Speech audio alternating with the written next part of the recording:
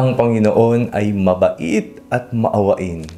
Ako po si Father Fiel Pareha at ito po ang ating segment, ang Daily Devotion, na kung saan tayo po ay magdarasal, magbabasa at magninilay kasama ng salita ng Diyos sa buong taon. Manalangin tayo. Sa ngalan ng Ama, ng Anak at ng Espiritu Santo. Amen.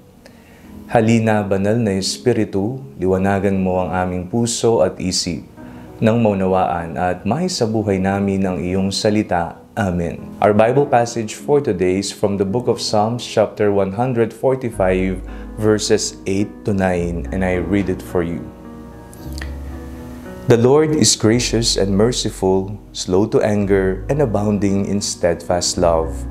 The Lord is good to all, and His compassion is over all that He has made. Napakabuti ng Panginoon.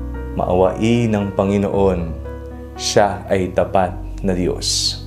Ang mga attitude na ibinahagi po sa atin ng ating pagbasa ngayong araw na ito ay nagpapatunay na ang ating Panginoon ay isang Diyos na hindi nagpaparusa, isang Diyos na hindi nagtatanim ng sama ng loob, isang Diyos na palaging nariyan na naghihintay para sa ating pagbabalik. Ngayong panahon ng Kwaresma, isa po sa palagi nating naririnig sa mga awitin ay ang magbalik tayo sa Panginoon o kaya naman buksan ang aming mga puso. Ito po ang tema ng Kwaresma na kung saan tayong lahat na anak ng Diyos ay Kanyang tinatawag upang talikdan ang anumang kasalanan at sumisi sa mga ito. Magbalik loob sa Panginoon. Bakit magbabalik loob sa Panginoon? Ang Panginoon ba'y galit na galit sa atin? Hindi siya galit kung hindi siya ay nakahandang magpatawad para sa atin. Mabuti ang Diyos, maawain ang Diyos, tapat ang Panginoon. Ito rin po ay mga hamon sa atin na kung tayo ay pinapatawad ng Panginoon, magawa naman nating patawarin ang mga taong nagkasala sa atin.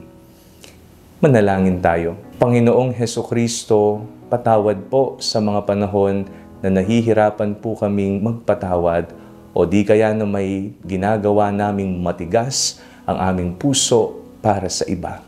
Amen. Sa ngalan ng Ama, ng Anak at ng Espiritu Santo. Amen. Huwag po ninyong kalimutang ilike ang video ito. Mag-comment po kayo and share it with your family and friends. Ang Panalangin Bago Matulog ay may sariling Facebook page na po. Huwag niyo pong kakalimutang mag-like at mag-follow dito, and do not forget to subscribe to our YouTube channel.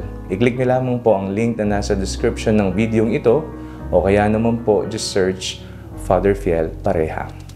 Kung gusto naman pong maging updated sa ating pagpapahayag, you can join our broadcast channel dito po sa ating Facebook page. God bless you po.